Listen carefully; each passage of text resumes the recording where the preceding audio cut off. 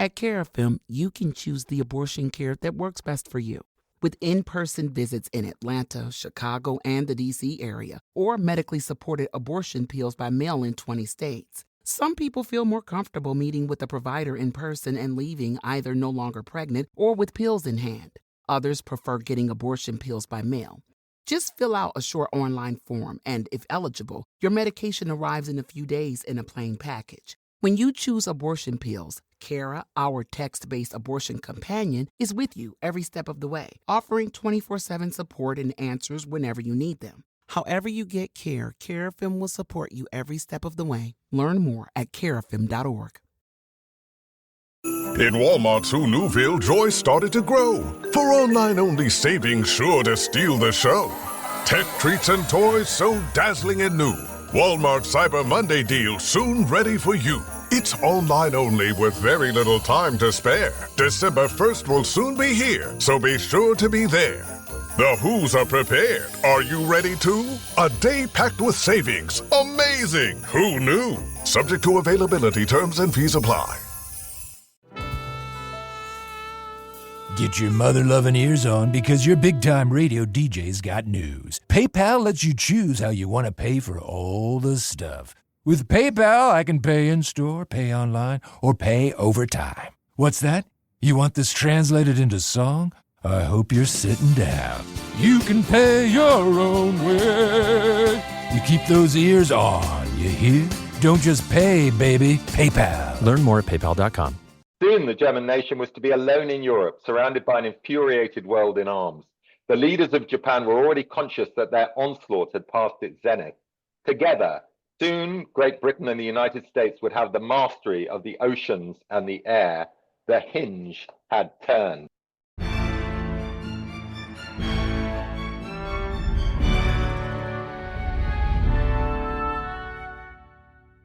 Hello.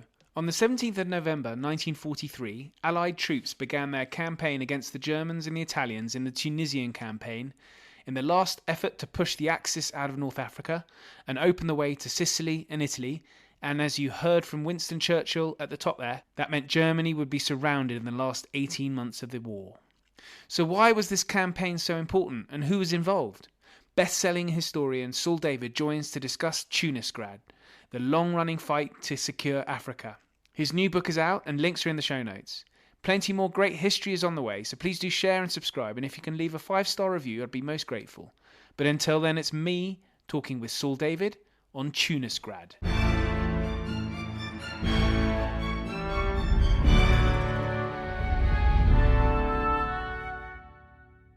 Saul, welcome back to the podcast. Great pleasure to have you on. Thanks so much, Ol. Great to be back. And it's your new book, Tunisgrad, and this is, I guess you're producing a book a year, so well done. I mean, this is quite a significant event during the Second World War, the Tunisian campaign.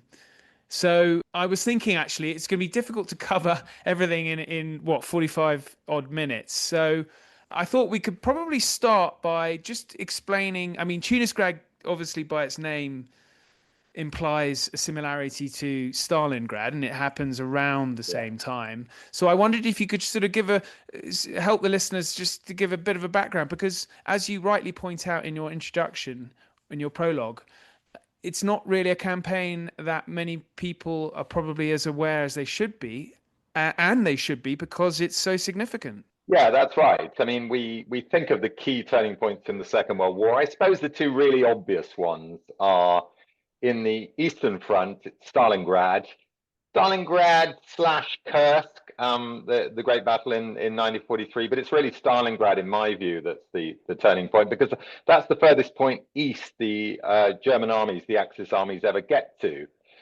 Real shock to the system, loss of the Sixth Army. They lose about 100,000 men, which is interesting. And we'll come on and talk about the statistics of Tunisgrad later on, I'm sure, Ollie. And the other big turning point, of course, is in the Pacific, and that's Guadalcanal, which is where the Americans stopped this massive eastern advance of the Japanese, who've just had an unbroken run of success in the start of 1942. And by the summer of 1942, 1942, there's a big naval battle Midway, which the Americans win fortuitously, actually. They get a bit of forewarning of what the Japanese are up to, and they're able to counteract that, and they manage to sink 4 aircraft carriers to only a single one sunk by the Japanese. And this really is the beginning of the turning of the tide, but that's just by sea.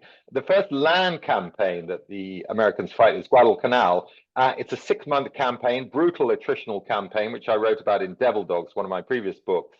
But it is a big turning point because it's the furthest point by land that the Japanese ever get to, and it's once they're pushed out of Guadalcanal and pushed back, that there is a slow contraction of the Japanese perimeter all the way back to the home islands. It's going to take a long time. It's a very bloody attritional struggle, but Guadalcanal is generally recognized as that turning point.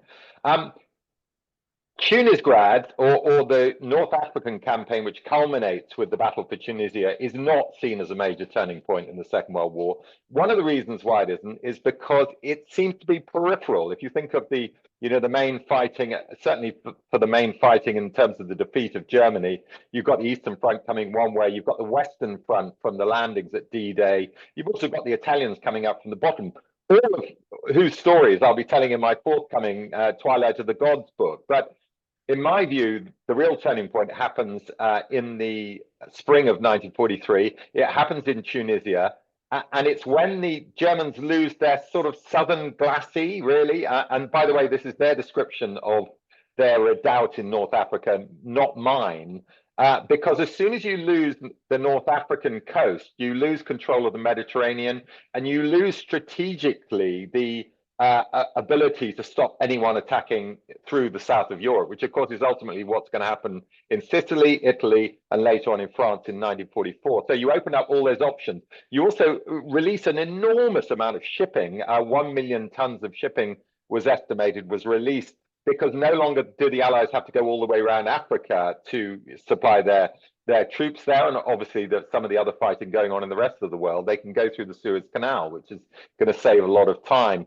And it's also a battleground in which the Axis forces lose an enormous veteran army, 250,000 men, more than half of them German. And people often think, oh, well, it was just Italians, but it wasn't. It was mainly veteran German formations that Rommel, of course, the wily desert commander, had pleaded, please let me get them out to Hitler. And Hitler says, no, absolutely not.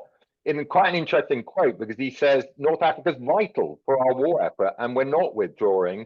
This was in March 1943, when the writing was pretty much already on the wall. And he waits another couple of months, and of course it's downhill all the way as the two Allied armies are converging in Tunisia. And finally, this utter catastrophe takes place in which these huge armies are captured. Mussolini, the Italian dictator, is humiliated, and really it pretty much is the beginning of the end for him. He's toppled just a few months later. It is, as I write in the book, the beginning of the end for the Axis. That is, Hitler's going to lose his last major ally, fascist Italy, and thereafter will be fighting on alone. Now, the one person who did make the point that this was an absolutely major turning point in the Second World War was Churchill in his 6-volume history of the Second World War. And I'm just going to read you a quick quote from that, Ollie, because it'll kind of sum it up. But right at the end, you can always quote Churchill on this podcast. He's always worth quoting. But right at the end of the longest of the 6 volumes, I think it's volume 4, in which he talks about the North African campaign, he writes, and that volume, by the way, is subtitled The Hinge of Fate. He writes, further successes lay right before us, and the fall, or rather liberation of Italy, was near. Soon the German nation was to be alone in Europe, surrounded by an infuriated world in arms. The leaders of Japan were already conscious that their onslaught had passed its zenith. Together, soon Great Britain and the United States would have the mastery of the oceans and the air. The hinge had turned. So it's Churchill himself who recognizes that it was a key turning point. But I think a lot of historians since the Second World War, who maybe haven't even read that volume, have missed out on its vital importance. Certainly. I mean, of course, for listeners of this podcast will be familiar. James Holland's been on Gavin Mortar to talk about the invasions of Sicily and Italy. So you can't do that without having gained North Africa. And then, of course, this is the vital campaign to do that. That's right, and just one other quick point actually on that front. And I know James Holland feels very strongly about the importance of the Italian campaign being under-recognized. He's just taking on a lot of the points I've just made. I mean, when you get to Italy, you can now get your hands on the vital airfields at Foggia, so you can have a strategic bombing of southern Germany and Austria, and also the Plesty airfields in Romania, all of which were vital strategic targets and did a lot to degrade the German ability to continue the war. But you've also got this drawing into Italy of a lot of divisions that could, of course, either fought on the Western Front or the Eastern Front. And most importantly, I think I mentioned it before. If I hadn't, I'm going to mention it now. 2,400 planes are lost during the Tunisian campaign. Those are planes that can never be replaced. And what you see towards the end of the Second World War, as indeed I'm writing about at the moment, is the Germans fighting on the Eastern Front with basically no air cover. They started the 1940 campaign with command of the air. By 1944, they have zero command of the air, and it allows all these huge Russian advances. Yes, there are other factors, some of them connected to the Allies degrading of the Germans' ability to replace tanks and all the other things they need. But the fact that they have no air cover, which is partly a result of loss of a lot of these planes, but also they've withdrawn a lot of planes back into Germany to defend against these bomber campaigns coming from Italy and coming from the United Kingdom, is a massive factor in the success of the Russians in 1944, which I'm afraid also some historians to this day still fail to recognize. At Carafem, you can choose the abortion care that works best for you. With in-person visits in Atlanta, Chicago, and the D.C. area, or medically supported abortion pills by mail in 20 states. Some people feel more comfortable meeting with a provider in person and leaving either no longer pregnant or with pills in hand. Others prefer getting abortion pills by mail. Just fill out a short online form and, if eligible, your medication arrives in a few days in a plain package. When you choose abortion pills, Cara, our text-based abortion companion, is with you every step of the way, offering 24/7 support and answers whenever you need them. However you get care, Carafem will support you every step of the way. Learn more at carafem.org. Yes, indeed. I just thought we could slightly back up because, as you do in the thing I like about Tunisgrad is that you really put everything in context, which helps with the North Africa sort of landmass. As a lot of it really is not as it is today. It was part of the French Empire, or what was left of the French Empire. And I thought we could discuss that in particular because there are a number of, there are Free French involved in Operation Torch itself, which is the invasion of North Africa. But the French, I have to say, they rather disappoint me early on not only, of course, in 1940. I actually, this was a statistic I'd been unaware of, that only 7,000 of the 100,000 French actually joined up the Free French Army, even though they were 100,000 were in the United Kingdom at the time, which was disappointing. But I wondered if you could talk about the way Churchill really kind of removed the French Empire in North Africa from the game, effectively, therefore making Operation Torch particularly a more realistic proposition. Yeah, and just to very quick, before I answer that, very quickly to say a bit about Torch. The British and Commonwealth troops had already been fighting in North Africa, for 2.5 years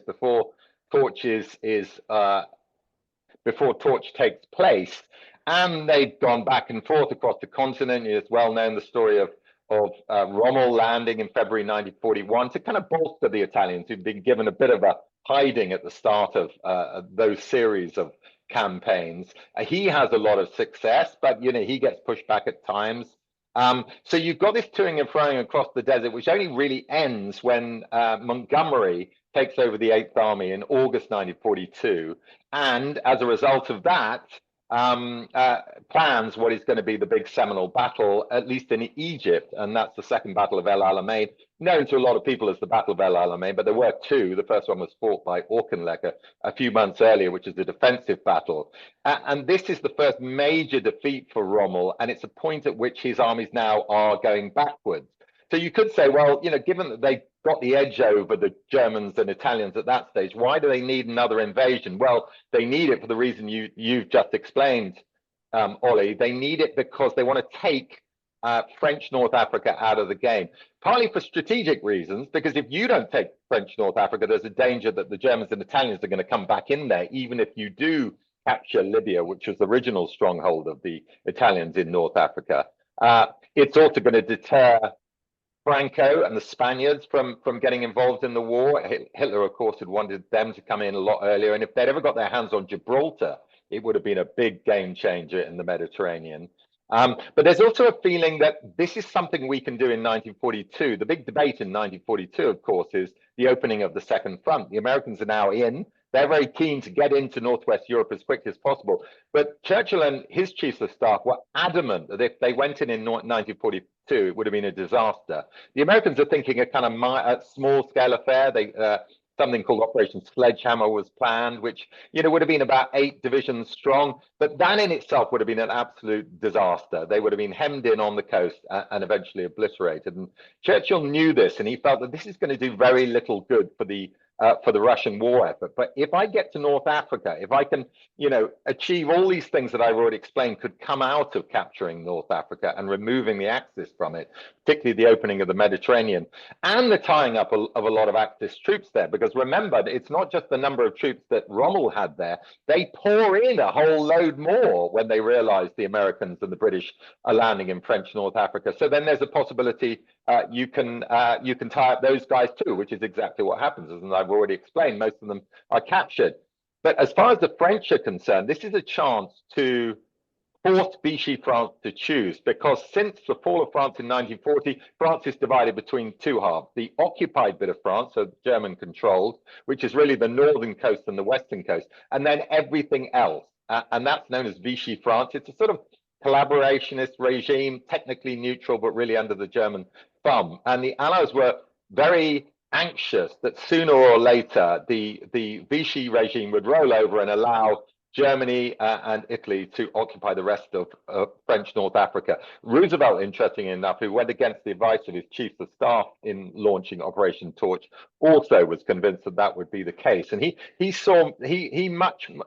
was very good at seeing a much bigger picture. He was very into air and sea power in a way that some of his chiefs of staff were kind of a little bit more rigid in their thinking, particularly US Army Chief of Staff Marshall, who really was just totally high-band on let's get into Northwest Europe as quickly as possible and let's get to Berlin, as if that was going to be easy in 1942.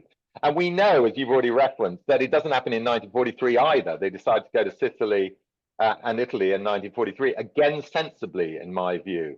But Churchill managed to convince everybody, Roosevelt, and even Stalin in Moscow, who went to visit in the summer of 1942 to explain Operation Torch. He actually said, look, a lot of good can come out of this. And there is no other operation we can launch in 1942 while the Americans are still bringing over their troops and building up their supplies that will actually have any effect on the war but North Africa. And he was absolutely right. And people say, well, he was fixated with the Mediterranean and saving the British Empire. And of course, that was mixed in it, but those weren't his major motives. His major motives are, how can we do all these things at the same time? What is the most effective use of Anglo-American force in 1942? And it was invading French North Africa.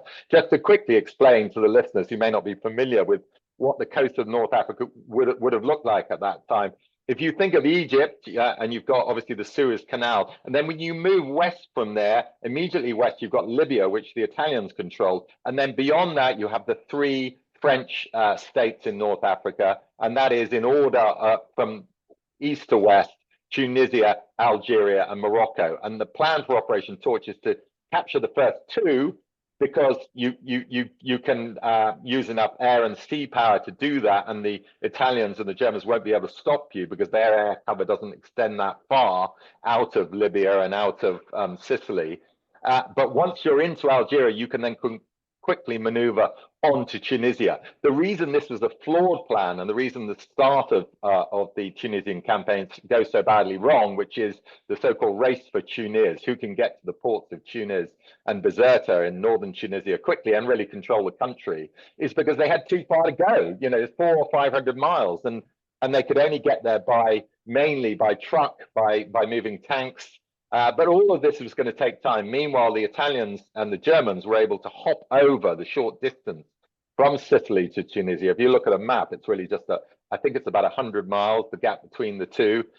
It was going to be much more easily. It was going to be much easier for them to do that. What they needed was French permission.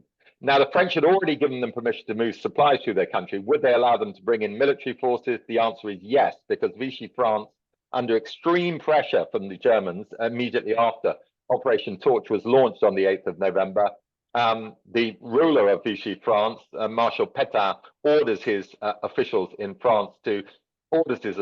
Tunisia to let the Germans, initially the Germans and then later the Italians in. And that's why they're able to win the race for Tunis. And so the campaign itself in Tunisia, so you've got the American invasion from the west, you've got Alamein has happened, and so you've got the British coming from the east. But why is it then? Because it's a good 5-month campaign, I think. So what are the main reasons for? The Allies thought this would happen a lot sooner. Yeah, that's the plan. They're gonna take Tunisia by Christmas. That's what everyone was promised, and therefore they can get into southern Europe. Well, the British are basically saying to the Americans, we're still going to go for northwest Europe, but they were never really intending to do that. It's one step at a time. But yes, they're hoping to speed up the war, and it would have sped up the war because instead of capturing the whole country by the end of 1942, it takes until May 1943. And the real reason for that, well, there are two main reasons for that. One, the terrain. Tunisia is very hilly, mountainous country, desert in the south, but lots of mountains running through the center of the country. Very good defensive ground and not so good to attack in. And of course, we're moving into the winter period. So weather was very much against the Allies. They felt if they could win the race, as I've just explained, they could get in there before enough Germans and enough Italians could get into Tunisia to defend, but they lost that race. And another factor is actually the troops, and this goes back to my point about the assistance of the Soviets, the troops that the Germans were sending there were really good troops. They were sending some of their best people, paratroopers, panzer, experienced troops who, of course, would have been hugely useful elsewhere, and the remnants of Rommel's forces, which were still very effective. So all in all, you had an incredibly experienced fighting force with some very good German armor, including the new Tiger tank, which was seen by the Western Allies for the first time in Tunisia. That combination on the one hand, and on the other hand, as I've explained, the weather and the terrain and the extra factor for the Western Allies, particularly those that landed in French North Africa, they were inexperienced. The Americans had never fought in a land campaign prior to this. They were learning as they went along. And even those British soldiers who landed in French North Africa, so it was an Anglo-American force there, were inexperienced. They had come straight from Britain, and a lot of them hadn't seen any fighting. They'd been trained up, but no fighting. So you had a really inexperienced group of Anglo-Americans learning on the job, and they did learn on the job, actually. It's interesting how quickly they did learn, but a lot of mishaps at the beginning, a lot of disasters went against them. And so by Christmas 1942, it's not looking great. Yes, there's a kind of a need to build up more Allied troops in Tunisia, but it's not looking great. And meanwhile, Rommel is withdrawing steadily closer to Tunisia. And so what you get by the beginning of 1943 is a meeting of those two Axis forces, those two Axis armies, actually. So now you've got an army group. Technically, Rommel was in control, but they never quite give him the authority. And he's, interesting enough, Ollie, although he'd been a great favorite of Hitler's, probably Hitler's favorite general, up to the point of the Battle of El Alamein, he disobeys orders at Alamein to stand fast, which was Hitler's modus operandi whenever he was in a tricky strategic situation. He saved his army, but he lost the confidence of his commander-in-chief, the Führer, who never entirely trusted him thereafter. And this is one of the reasons why naturally he should have been the army group commander in North Africa, but he's never given ultimate control almost until it's too late. And so there is an opportunity for both Rommel and his fellow army commander von Arnim to collaborate together in what they hope will be a series of successive blows against the two allied armies approaching them. That's Montgomery's, which is coming from Egypt and Libya, the Eighth Army, and then Anderson's First Army, which, although it's a British army, it also has some American and French troops under its command. And the feeling is, if we can knock out Anderson's First Army first, then we can turn on Monty's army. So in military parlance, you defeat in detail. You defeat one after the other. And they came very close to defeating the First Army with a series of battles, one of which is very famous, of course, the Kasserine Pass, which takes place in the mountain passes of central Tunisia in February 1943. Yes, so let's talk about that actually. Kasserine Pass. It may well be familiar to some listeners. That's the Allied First Army. Yeah, it's the Allied First Army. I mean, it sometimes gets confusing because General Anderson, who, by the way, Kenneth Anderson, not a very well-known figure in the Second World War, mainly because he doesn't command that effectively during the Tunisian campaign, should really have been superseded. Monty, who had very little time for him, was recommending his supersession. But Alexander doesn't, who's in overall command, doesn't take the thorny problem in his hands. Ike, by the way, was in overall command, but the field command, the field armies were commanded by Alex. And Alex he wasn't always as ruthless as he could have been, and he decides not to remove Anderson. And so Anderson's army is strung out along a series of mountain passes, as I've explained. And Rommel and von Arnim come up with this very clever series of plans to debouch, that is, to advance out of the mountain passes they hold and then attack the mountain passes that the Allies hold. And once they got to, there were two spines of mountains running through Tunisia, the east and west dorsal. And if you can get through both of those mountain spines, you're up into the plains beyond. And the idea for Rommel was, I can drive north, maybe even as far as the coast, and completely dislocate, a bit of a mini sickle schnitt. This would be a repeat of the Blitzkrieg campaign of 1940, a part of which was undertaken by Rommel, and they can completely destroy the Allied armies in French North Africa before then and they can completely destroy the First Army before turning on the Eighth Army. Do they come close? I mean, they have a certain amount of success. They win a tremendous battle. The combined art. The Axis forces win a tremendous battle in February, on the 14th of February at Sidi Bouzid, when they come out of the Faïd Pass. They destroy a big chunk of two American divisions, incredible humiliation for the Americans. And then in the next few days, another advance by Rommel's troops through the Kasserine Pass, again defended by Americans and defeated. But it's what happens next that's interesting, because despite those two successes, if it had been in 1940, there'd have been into the rear area of the French, and there'd have been virtually no resistance, as was the case. But the mistake that's made in this series of operations is that Rommel's original plan to go even deeper into the Allied rear has been overruled by Kesselring, who agrees with von Arnim. That'll be a risk too far. And so he orders this smaller sickle cut, which actually takes Rommel directly into the face of the American and British reserves, which are coming down from the north. And they stop him, and in a series of counterattacks, actually drive him back. So people always talk about Kasserine as an utter disaster, a humiliation for the Americans, but they learn very quickly, as I mentioned, and both them and the British managed to stop Rommel. And he realizes, because he's at the edge of his, it was just typical for Rommel, always outrunning his supplies, that he's not going to be able to get any further, and he needs to withdraw back to his starting point. So yes, they incur more casualties on the Allies. Yes, they knock out more tanks. Yes, they take more prisoners, but for what purpose? It's a tactical success, but strategically, it doesn't get them any further. And you've been mentioning these names, and that's the great thing about this campaign, is that you've Rommel, Montgomery, Alexander, Patton is involved here. Yeah, Eisenhower, of course, in overall command. I mean, all the great figures.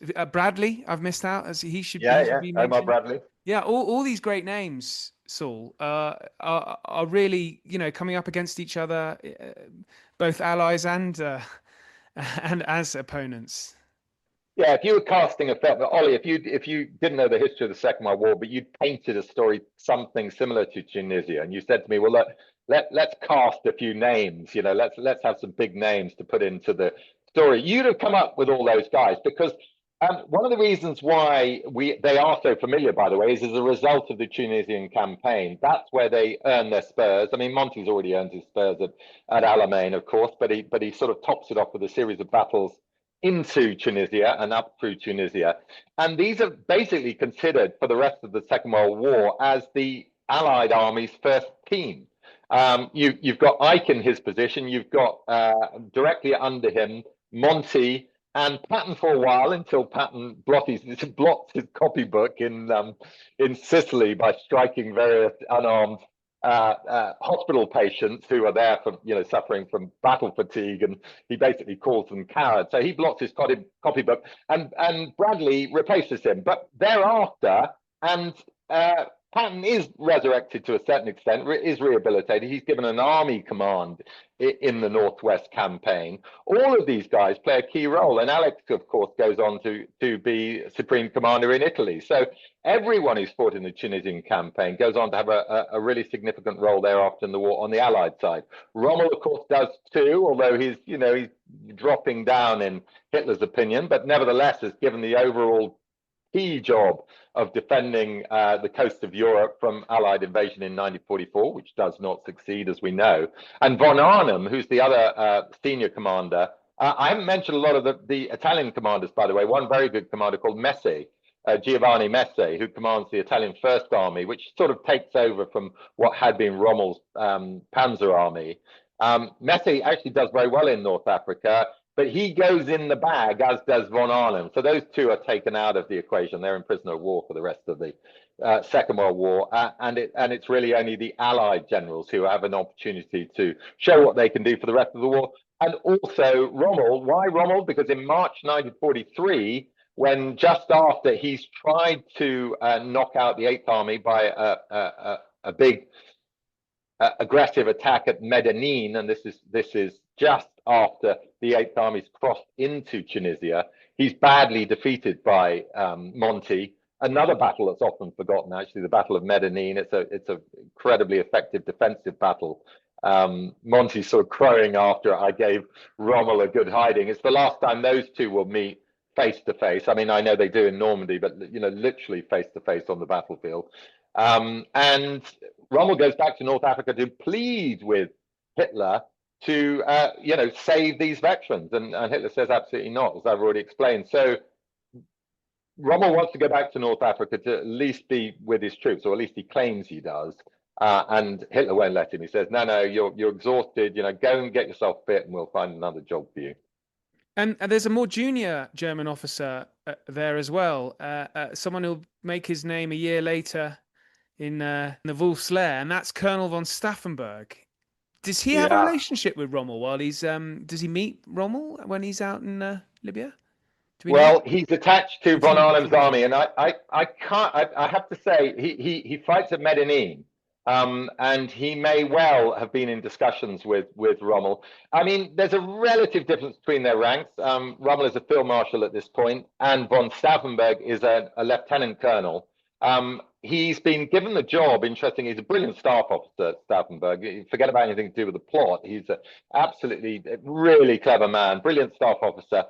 I've always been slightly dubious about talking about Stauffenberg in relation to the plot because, as you will see from the book, when I give a bit of his backstory, he's a kind of arch German nationalist who's very keen on the successes of German arms until things don't go quite so well, on the one hand, but also he doesn't like the gratuitous atrocities being committed by German troops and SS troops on the Eastern Front, in particular the murder of Jews, and that's pretty much when he turns against the war. But if you look at some of the things he's writing about when he's fighting in the Polish campaign, for example, he's talking about the Poles as a rabble whose only use is really to be used as kind of agricultural laborers. I mean, this is kind of very racist language, very kind of anti Slav language. So he was an arch nationalist who believed in the power of Germany, felt that Germany needs to be restored to its original place of primacy as a military industrial power in Europe. He never changed that view. Those were pretty much his views to the end. But to get to that point, he thinks we've got to get rid of this criminal bunch who are running the country. And those, of course, are Hitler. But what's fascinating about his role in Tunisia is that he goes over there as the operations officer for a panzer division, the 10th Panzer Division, does very well, fights at Medellin, as I say, that's a defeat. It's during the withdrawal after Medellin that he is typically right at the front. He's quite a senior staff officer, but he's there with the troops trying to direct traffic and get them out of this kind of path, which is, of course, where you're very vulnerable because you're all kind of pinned together in a small area. And Allied fighter bombers come over and they strafe the path, and some of the cannon fire hits the car he's in, and he's incredibly badly wounded. And the reason all of this matters, Ollie, and I know you can see what's coming next, is because those wounds mean that he loses one eye, he loses one hand, his right hand, and he loses the two small fingers in his left hand. So all he's left with, apart from an artificial limb, which is fitted later, are these three fingers on his left hand. And the reason all of that matters is because when he's part of the bomb plot and he's putting together, he's getting the fuses, which is quite a tricky business, for the two bombs that he's got to blow up Hitler on the 20th of July, 1944, his hands don't allow him to prime the bombs quickly enough so that he only has time to prime one. He's kind of, while he's in the middle of doing this, he's interrupted and told, no, the meeting's got to start. You've got to come now. So he only goes in with one bomb. What he actually should have done is left both pieces of explosive in his briefcase, and one would have blown up the other. But he obviously didn't realize that, and so he gave one to his assistant, and the bomb goes off with only half its power. And as a result, partly a result of that, and partly a result because it's put behind quite a thick table leg, Hitler survives the assassination attempt. And now you've covered Alexander and him not dismissing Anderson, but you have a chapter on Field Marshal Harold Alexander, and he's a big success story during the Second World War. But this is the campaign that I think he makes his reputation, certainly among the Americans. Isn't that right? Yeah, I mean, he has a lot in common with Eisenhower, actually. He's a very good handler, a very good manager. This is not a great battlefield commander. I mean, I did say he was in charge of the field armies, but the best way to think of Alexander is someone who, can create the strategic big picture and then let individual army commanders like Montgomery fight the battle. So he's not a tactical field commander. He's a strategic big figure. He's a big picture person, basically. But he was a very good handler of men, as was Ike. The two of them got on very well. He was someone who would pick the right people, put them in the right jobs. I mean, as you know, when a lot of CEOs, he would have a lot in common with a lot of successful CEOs. That's really what they do. They can't be involved in all the micromanaging, and I don't even think that Alex had the skills.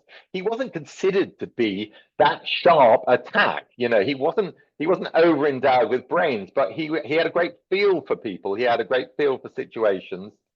He was brought in when things weren't going well, as I've explained in February 1943, and very quickly redirected the whole strategy. He basically coordinated everything and said, okay, the First Army has got to tell the Eighth Army what it's doing. If we can get the two armies to actually operate together and to link up, then we've solved half the problem. And then we're gradually going to restrict and confine and effectively squeeze the Axis forces in Tunisia in a vice between these two armies into a smaller and smaller area in northern Tunisia, and eventually we'll wipe them out, which is exactly what happened. Maybe not as quickly as he would have wished. He wasn't perfect. He didn't always act when he needed to in terms of the direction of his subordinates. So yes, on the one hand, he was very good at picking subordinates, but he wasn't always that good at interfering when they weren't doing that well, Anderson being a key example. He was lucky, I think, to a certain extent, Ollie, by having Monty as a kind of senior commander under him for most of his time. He loses Monty halfway through the Italian campaign, and the Italian campaign is never as effective, arguably, although James Holland may disagree with that, thereafter, because Monty, of course, goes to Northwest Europe. Monty himself had flaws. He wasn't perfect, but he was a very good battlefield manager. Everyone agreed with this. Alex says this, so does Ike. He was brilliant at organizing and executing battles. He made sure that he had all the resources that he required, and that meant at least double more than the enemy had. So famously at Alamein, he had twice as much as the Axis forces. My dad always used to say to me when we debated this, he said, well, he wasn't a very good commander. Rommel was much better because he could fight with fewer men, and that's true. But Rommel was a risk taker who wasn't always overly concerned with logistics. And those risks can sometimes get you into trouble, and they eventually did for Rommel, because when Rommel was out on a limb at El Alamein and he wasn't getting in enough supplies, it finished him. He couldn't maneuver on the battlefield thereafter, and it was the beginning of the end. And Monty would never have got himself in that situation. He never would have advanced so fast without the tail catching up. He was very concerned about logistics, and some people said he was overcautious, but one thing is for sure, anyone who served under Monty respected him. They knew that if they were going to fight a battle for him, there was a reasonable chance they would come out the other end. And I don't think you can say that for a lot of other field commanders on any of the sides in the Second World War. Well, logistics are those kind of unsexy parts of commanding that are so important. I mean, Wellington in the Peninsula used logistics impeccably and was able to be, a great success, wasn't he? So it is that skill that you need, don't you? Yeah, I think all the great commanders instinctively, or maybe through experience, realized. I mean, Wellington learned this in India, of course, where you've got huge distances and it is very difficult to build up supplies and transport supplies. And he realized there was the absolute key to success. Carries this on in the peninsula in all of his major successes. And if you go back to a hero of mine in the late 17th century and early 18th century, and that, of course, is the Duke of Marlborough, exactly the same. He was a man who always took care of logistics first, and all the great field commanders do. And that's the truth of the matter. And I don't always think Rommel, that was the first thought in his mind. It didn't kind of play into his risk-taking, dramatic at the front. There were many times where Rommel probably should have been killed, even as a general, because he was always up there at the front, the crossing of the Meuse in 1940. But even some of the battles in North Africa, he's far too close to the front and, puts himself at completely unnecessary risk. And truth be told, Ollie, the further you are to the front and the further you are away from your headquarters, a bit like Urquhart and Arnhem, the less you are able to direct things, the less you are able to actually manage the battle. So can be counterproductive. Sounds good, looks good, impresses the soldiers when they see you at the front, but how useful is it actually for the overall purpose of the war? Not hugely, I suspect, in many cases. So there were flaws there for sure on all sides. But I think Monty's, just to make the point, because I'm writing more about him in Northwest Europe now, I think he has been overly maligned by historians, partly because of character traits. He was, a very difficult, irascible character. Didn't suffer fools, but more than that, he was very abusive towards people, and he didn't mind who he upset. They're pretty sure now. I've seen quite a few accounts recently suggesting he had Asperger's. I suspect he probably did something similar. He was on the spectrum for sure. Oh, Hilton stay, your beds are soft and cozy. No lumpy couch, no stiff futon, no shower line at crack of dawn. Oh, Hilton stay. When you want holiday comfort you can count on, it matters where you stay. Enjoy comfortable rooms and friendly service when you stay with Hilton instead. Save up to 25% this season when you book with Hilton. Hilton for the stay. Terms apply. Right. Okay. Well, look, we mentioned Alexander, and he, I think, was 23 when he commanded the Irish Guards, who make an appearance, in fact, very impressively, in the guise of Lance Corporal Keneally. And I was reading his story with great interest. And you describe his winning of a Victoria Cross brilliantly. It's really thrilling reading. Yeah, I mean, we've been talking about the big picture a lot, haven't we, Ollie? Because, if you're going to give people a sense of why the campaign mattered and, who the key players were, all these familiar names of the generals and the field marshals are bound to pop up. But I've always been determined in all my books, actually, to tell the big picture, but also give a bit of experience of what it was like, at the sharp end for these ordinary soldiers. And Keneally, I love this story because he's not even Keneally. That's a made-up name. He's someone who who had a very shady past, a very kind of murky past. Like I suppose, like a lot of people who join the army as other ranks at that time and even today. And he left the army. He didn't work out with his initial posting, and eventually ended up in the Irish Guards.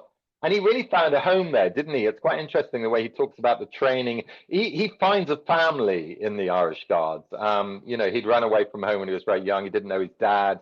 He was, born an illegitimate. So he obviously had a very tough upbringing, but the army provided a proper home for him. They also gave him direction and discipline. All these things that we talk about that the military can sometimes do. Gave him a direction in life, and he found he was very good at it. Now, the Irish Guards, as everybody knows, all of the brigade of guards, you have to be a certain height to get in, and that was the case in the Second World War, pre-Second World War. But he was in the Queen's company of the Irish Guards, and those are the tallest guys. I can't remember the minimum height was something like 6'2", wasn't it, Ollie? Is that right? Yeah, I think he says he's the shortest, and he's well over 6 foot. It's not the case nowadays, I don't think. Yeah, but in any case, he's gone into the best of the best, as it were, and yet this is there's a lot of discipline, a lot of stuff that he wouldn't have been used to when he was growing up. And he was obviously a bit of a maverick. He sounds a bit of a criminal character when you read some of the descriptions of what he got up to. But something about the military and something about the guards fitted with him. He was a hugely kind of he was hugely admiring of the institution, both the army and the guards. Not the army in particular, because he'd already had his experience. It hadn't worked out in the artillery, but the guards he loved. I think he loved the kind of sense of self-respect. What you put in, you take out. And getting back to the point, he fights this battle in April 1943, when, of course, the Germans and the Axis forces, it's only a month before they finally capitulate. They're sort of on the run, but they're still fighting tooth and nail. And there's a series of battles as they're closing in on Tunis, in which the Allied troops are having to take various pieces of high ground. And the objective for the 1st Battalion of the Irish Guards was this feature known as the Boo.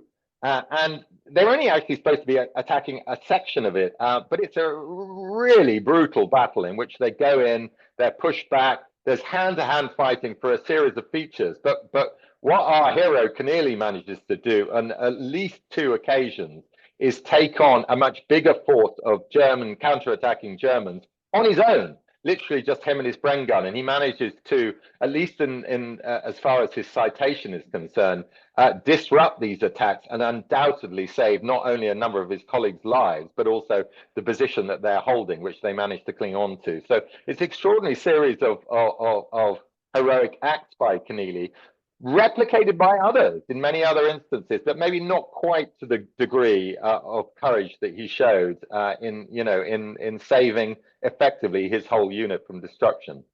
I loved reading when the regiment received the news of medals awarded after the action, and his name isn't on it, and he's sort of, I thought I would have got a military medal at least, oh well, but he's promoted to sergeant, and then he only discovers, I think from the radio a few months later, an announcement that George VI is going to be awarding the Victoria Cross to him, and he hears that on the radio. Yeah, exactly. I mean, it's so typical, isn't it? It does take a long time for the citations of the VCs to go through the various hoops that they have to go through before they're finally awarded. But no one even gave him an indication that he had been recommended. And as you say, he was disappointed not to get the military medal, which is the lowest grade of gallantry medal for another rank at that time. But the great thing about the VC is that anyone could win it at that time. And of course, everyone, if they could have had their wish, it would have been awarded the VC. So it really was something for this, this kind of orphan from this guy from a broken home from Birmingham where he was brought up, a ne'er-do-well actually going on to win the Victoria Cross. It's a wonderful story. And it's the sort of thing that can happen in war. I mean, war, for all its horrors, can also make people, and some of the best of people's characters can be brought out by conflict. Yeah, and there are plenty of stories like that in this book, Saul. This is great. Thanks so much. This has been really enjoyable. And so I'll put links in the show notes for listeners, for Tunisgrad. But Saul, thanks very much. Thanks, all. Can I just add? I Yes. don't know when this is going out, but if anyone wants to get hold of a pre-order copy of Tunisgrad prior to publication, which of course is 11th of September, then just go to the Waterstones website and put in Tunisgrad 25, and you'll get 25% off the book. Very generous of you, Saul. Thank you. It's all coming out of my pocket. Oh, brilliant. Good stuff. All right. Thanks, Saul. Okay. Thanks so much for listening. Links are in the show notes. Please share with friends and family. And if you want to get in touch, you can through X or email history@aspectsofhistory.com. But until then, thank you and good night.